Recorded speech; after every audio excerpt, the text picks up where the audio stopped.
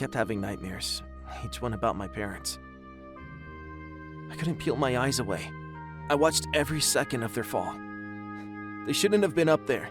I should have warned them. Should have stopped Zuko. Hindsight is 2020. It's normal to think you could have done something I different. could have stopped him. He was right in front of me, and I knew something was wrong. Fear has a way of gripping us, paralyzing us. Makes you not want to believe your own eyes. Like what's happening won't actually take place. Unfortunately, you can't change what happened, your response. But you can determine your future. How your life will be shaped moving forward. What do you mean? Become someone who isn't gripped by fear.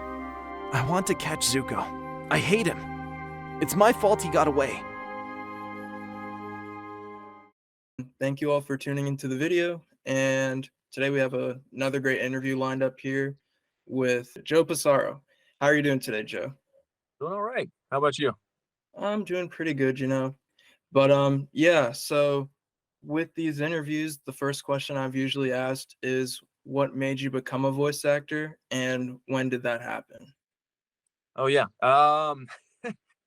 So I was a teacher for voice acting and unsatisfied by it. So I was trying to figure out other paths I could take, and I ended up taking a voiceover course at a community college in San Diego. And it's kind of a spur of the moment idea, and I really loved it, and I stuck with it afterwards. It was really hard, but it was just something that I kind of fell into, really. And the more I did it, the more I liked it, and the more I grew, and the more I learned. And eventually, I transitioned out of teaching into voiceover full time.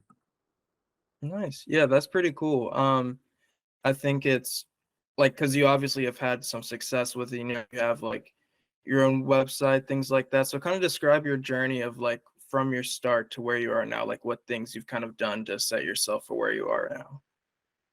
I think probably the best thing I did was always viewing journey, as you said, and a process. Mhm. Not really a clear way for me to get into voice acting. It was literally just try as much as you can. But, everything takes steps. I started like a lot of voice actors, recording in a closet with, coat hangers and clothes right Mhm. next, uncomfortable, but you're just trying to do your best. And, practice, coaching. Anytime I made money, I tried to reinvest that into my business. So, you start having a website was crucial, even if it was just me and using like SoundCloud to showcase any kind of samples of any kind of work I've done. And then pay to plays have been a big one for me. Again, just getting that experience and getting your name out there and your voice out there. And then eventually, once you're ready, agents are the next step. And at least for me, and all throughout this, you're upgrading your equipment, you're upgrading your recording space, Right. uh, network a lot more. And yeah, it was, definitely, and it still is really a process. You're always improving and you're always getting better and improving your space and your equipment and what you offer. Right. Yeah, that's a good point. It's always like a never-ending process of like updating equipment and like fine-tuning things. So like what have you kind of done like in terms of with your voice? Like how have you kind of like mastered a certain voice that you typically use or like something like how do you hone in on your craft essentially on like getting your voice just right for a certain project? Starting out, I didn't know what was in my wheelhouse. Like it wasn't clear to me what voices I could confidently and believably do. So a lot of it really is trial and error. And the way that you prepare your voice in that way is you think, one, you got to listen to a lot of stuff on, online, on the radio, on TV, and movies, and you try to see if your voice can match that or could be believably in that on that platform or in that commercial in that show. And you think, yeah, my voice could be that. Like my voice in particular is really popular for a lot of TV shows like cartoons, anime, video games. And then if you have a lot of range like I can do, you really have to work on that and being able to control that and sustain it. And that's really where a lot of voice actors have the most trouble is sustaining different character voices they can do. So, you might be able to do a good Arnold Schwarzenegger, for instance, but can you talk like Arnold Schwarzenegger all day? Not Right. many can. And that just practice. I gotcha. Yeah. And like obviously for this project you voiced Dick Grayson and he's a 13-year-old kid and that's like, not your typical like everyday voice that you use. So like kind of what was your like because before when I saw you for the project, I listened to one of like your previous auditions and I think it was maybe for like a video game, a younger kid character.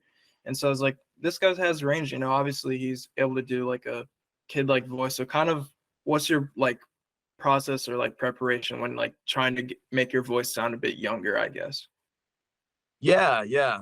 It might have been for voice matching Jesse Eisenberg in Zombieland, where he has like a Yeah. little pitch voice. And so a lot of it is thinking about your vocal placement, where your voice is really coming from. The higher up in your throat, the less chest. It's going to be higher. It's going to sound younger because you're not, you're a little bit higher up here. So a lot of it's the sound, but then it's also the mannerism. So a 13-year-old boy is not going to be nearly as confident as a 30-year-old, 35-year-old. Mhm. Um, unless, it's that kind of bravado, right? That sort of fake confidence. For sure. Not as believable. And so you might be a little bit more hesitant in your deliver lines. You're like, Mhm. what? Um, I'm not really sure about that. That Mhm. sounds believable as a 13-year-old than someone who's a bit older. Right, for sure. I think that's a good point. I and I like the little transition to the voice there too. That's kind of cool. And like with this project, I believe I did message you like directly about it because I did hear your voice, and you kind of like were like, this just sounds interesting, so why not? So what ultimately made you like interested in actually auditioning for this project and taking on this role? Yeah. Well, like I've been a comic book fan my whole life. I still have my trunk full of comics that my grandfather sent. So, growing up, I grew up with comics. This project in particular, it seemed like a different approach to Robin in particular, and that relationship he has with Batman, with Bruce. And I don't know, I kind of just it sort of struck a chord with me, and I was like, why not? Like, let me try this out and see, if Joshua likes me and if I'm a good fit for this. And turned out it was. And then once you started coming together, I started to see the visuals and the storyline. I was glad that I ended up auditioning and then ended up working with you, and that you ended up liking me. Yeah, for sure. Yeah, I'm definitely glad you I was like, this might be a long shot reaching out to this guy, but yeah, I'm definitely glad you hopped on because it was awesome. Like I have edited most of like obviously I edited the whole thing, but like when I'm editing like your sounds and things like that, it's always just cool because Robin's been my favorite superhero since like I was a kid basically. Oh, So really? it's just like, yeah. So when I was like doing the audition for this role in particular, I was like, this voice has to be perfect. So yeah, you definitely like it was a hard choice, honestly, just because like I said, he was my favorite character growing up. So it was just like really like personal. And I was like, I think this guy does a good job with it. And like you ended up like the one scene that I think that I used for the audition piece when he was like talking to Bruce about like his parents' death and things like that. Like it's a very emotional piece and you handled it like really well. I was like, that's like the range that I kind of want for this role. So yeah, I'm really excited about like the scenes that we put together and it's been really fun like putting everything together, I suppose.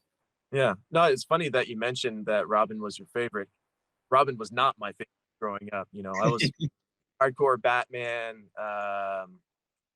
Actually, Deadpool before Deadpool was big. Wolverine. Like I liked all these masked like badass guys.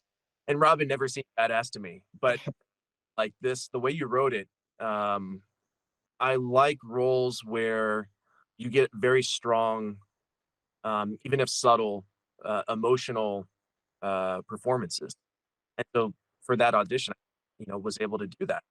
And I felt like I connect with Robin in a way that made it more interesting than, to be perfectly frank, than a lot of auditions I get for big name franchises and big name video games and animation. That just the writing, the emotional content is just not there. They're just like, we need to get through this quickly. So it was really nice to explore that with Robin.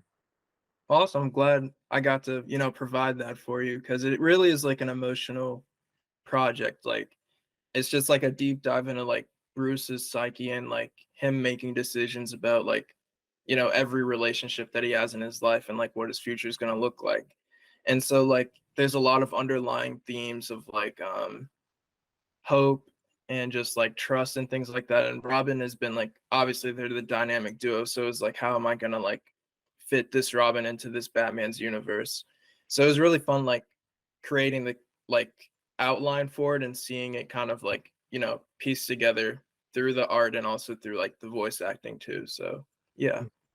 And I guess a couple more questions here. You mentioned that you were a teacher and education seems to be like, pretty big for you. So like what made you like love teaching so much and like why is it so important to you?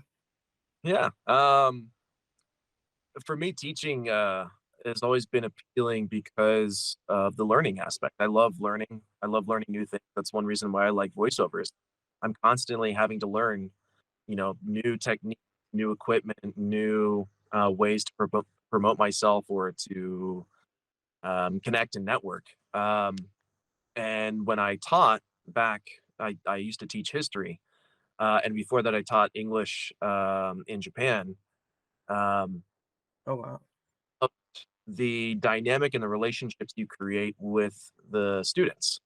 So like to me personally, like creating an online course isn't quite as satisfying as having that kind of one-on-one or even like a group dynamic where you're really feeling the energy and sharing knowledge and then kind of having those um, very satisfying realizations from the students where they make connections. Sometimes they call it the aha moment. Uh, Mhm. but for me, I like to retain that even if I shifted careers from teaching history to voiceover. I still like to uh, explore ways that I can connect with students, even if it's something as simple as acoustic treatment or what microphone should I be worried about, or little techniques on how to use your mic or how to change your voice, things like that. I find really fascinating, and even if they're not as deep as say, you know, why do certain civilizations survive, or how do you define a civilization? There are moments within voiceover that you can explore some deep concepts, uh, and that gives me the most satisfaction. I think is when you kind of get below that surface level connection and you get a little bit deeper into, well, what is voiceover? Why are you doing voiceover? What does it mean to you? How are you able to um, connect with the script, with a copy on a personal level, so that you're bringing out real, true performances, not just mimicking something you've watched on TV. Right. Yeah, I think that's important to, that connection aspect. Like even with like teaching, like as a student, you kind of want your teacher like, actually care. And so like when like in high school, I had a teacher who like I think it was one of my English classes and I always loved English. And like this one class in particular, like just really helped me like with like even like something simple like the formatting of an essay, just like the ethos and logos part of it. For whatever reason, it just like connected with me like right then because the teacher is just like, this is what you have to do. And like actually like laid it out in a specific way that it like set us up for success basically, not just to like pass a test or something like that. So it's like I still kind of like keep those things in my head today when I'm like writing stuff or just like even in emails and stuff like that, just formatting. It's like little things like that go a long way. So yeah, Oh yeah, and the right teacher makes all the difference, right? Like, yeah, and for every, each teacher is different. One teacher might work better with a different than another teacher. But I'm glad that you had that experience. 'Cause clearly, it you and in a way, in a very positive way. right, yeah, for sure. And I guess to end things off, kind of on that like learning note, um, what's something that kind of like you've learned, like either in your voice acting career as a teacher, or just in life, that you kind of like hold on to and say like, that's something I can just like think back to and just get me through like a tough day, or just like to get me through whatever I'm going through. Wow. Good one. With all of my different experiences, probably the best thing that I hold on to, voiceover, you have these peaks and these troughs, right? These highs and these lows. And it's the same thing with life. You're gonna have some great days and you're gonna have some awful days. You're gonna have some great weeks, some awful weeks, great months, awful months. For me, the thing that has really stuck by is knowing that there's always going to be an opportunity for something else that you have no idea what it's going to be. I had no idea I was going to be a voice actor. Not in a million years, maybe not a million years. I think when I was a kid, I had a list of things that I wanted to do. Actor was on there, but a voice actor specifically, it Right. wasn't a serious consideration. And if I wasn't open to exploring different avenues, different skills that I may not have really fully explored in another way if I was busy teaching or just focused on trying to teach, and that was all I wanted to do, and I wasn't open to change, I would never be here. And to be perfectly frank, I'm actually a lot happier where I am now than when I was teaching. And a lot of that is just being open to opportunity and recognizing when an opportunity arises and feeling confident knowing that there's going to be more. And you just have to keep trusting that that's how it's going to happen. If you're a pessimist, you're going to have a hard time in life, but especially in this business. For sure. Yeah. I like that, keeping that like mindset, because obviously change is going to happen like at any point. So it's just like, being flexible and just like open to it because it's going to happen. I think it makes it just a little bit easier to, get through all of that. And, like you said, you can be even happier once you like just accept it. So I'm glad that kind of like worked out for you, and that you're happier than like you were before doing this career. So yeah. And, alongside that is, you can definitely care about things, right? Man, I really wanted to get that role, or man, I'm trying so hard to make it in this business and it's not working out. Perseverance definitely helps out, especially with voiceover.